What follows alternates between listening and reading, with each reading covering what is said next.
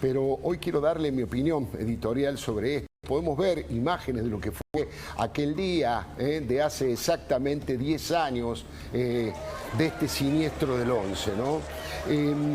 Primero, quiero que escuche las declaraciones de María Luján Rey, porque sobre eso voy a construir mi editorial. Esto decía María Luján Rey.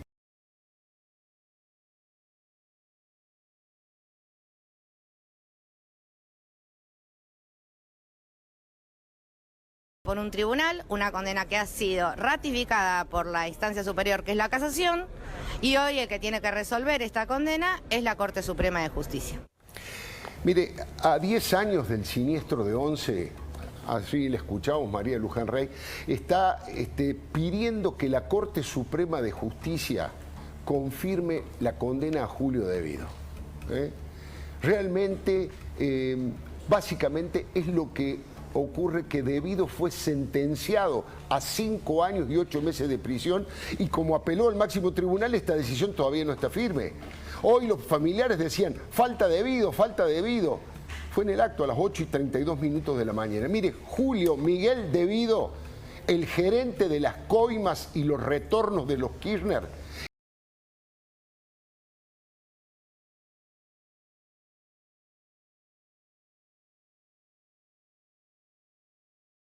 lo despojaron, si alguien no se acuerda, lo despojaron de sus fueros con el voto de sus propios compañeros, con un estómago a prueba de balas. Le tiró toda la responsabilidad al conductor de la locomotora, Marcos Córdoba. Él dijo, omitió apretar los frenos y solo eso llevó a generar el accidente. Dios mío.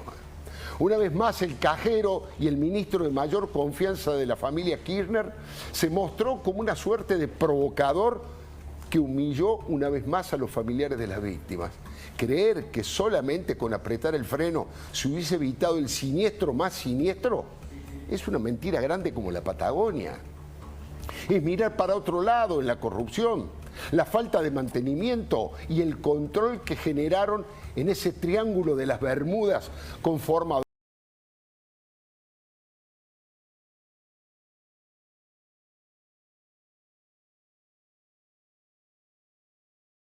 tragedia. El accidente es algo imprevisible, evitable. La tragedia, algo que cayó del cielo. Pero esto fue obra y responsabilidad de los hombres. Un verdadero siniestro criminal en todo el sentido de la palabra siniestro. Murieron 51 personas y hubo casi 800 heridos, y muchos ellos de gravedad.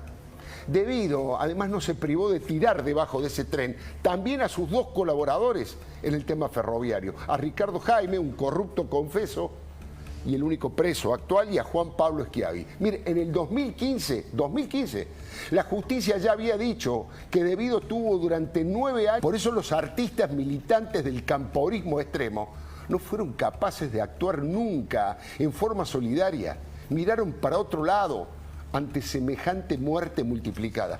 Castigaron 2 veces a las víctimas para ser cómplices y para proteger al Estado, que no protegió ni a los muertos ni a los heridos. Como diría Cristina, no fue magia, fue un crimen de lesa corrupción cometido desde el Estado, encabezado por la presidenta de la Nación, que era Cristina.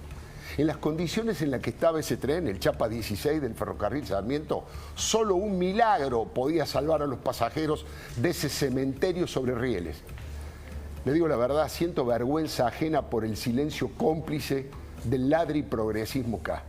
Me cuesta comprender esa actitud negadora de ni siquiera mencionar el tema durante tanto tiempo. Siento vergüenza ajena por muchos paraperiodistas oficiales que callaron o por miedo a las sanciones del gobierno nacional, o porque temieron que los echaran de sus trabajos, o que le quitaran el único combustible que los mantenía en pie, que era la pauta publicitaria oficial. ¿O es producto de la casualidad que los diarios y los cronistas militantes casi no hablaron de este tema durante años?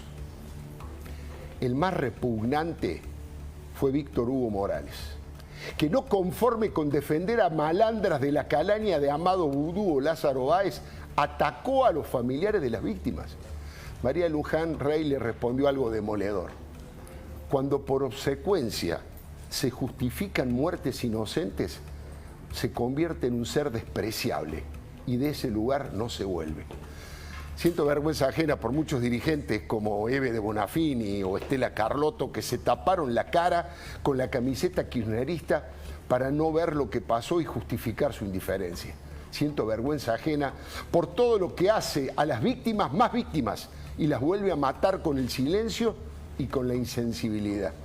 Finalmente siento orgullo por los familiares, por esos padres y madres valientes, por esos esposos, por esos hijos y hermanos que tienen una entereza y una dignidad que emociona.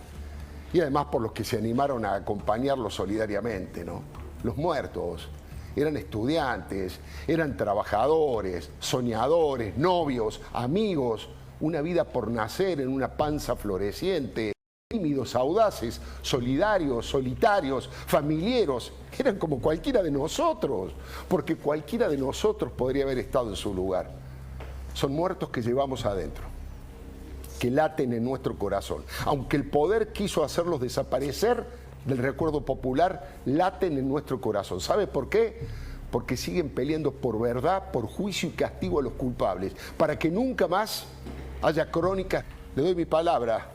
Y le pregunto a la diputada Mariana Zubik su mirada y su opinión sobre esto que tanto instaló su agrupación, que es que la corrupción mata. Mariana. Sí, recién hablabas, yo pensaba mientras hablabas, ¿no? 10 años, y digo, ¿cómo es posible que el dolor del otro ya no conmueva una parte importante de la dirigencia política oficialista? Porque como vos decías y como dijo Elisa Carrió, desde ya tantos años la corrupción mata y lamentablemente con esta tragedia que se pudo haber evitado, los argentinos se dieron cuenta que así es, ¿no? La corrupción mata y la corrupción es la contracara de la pobreza.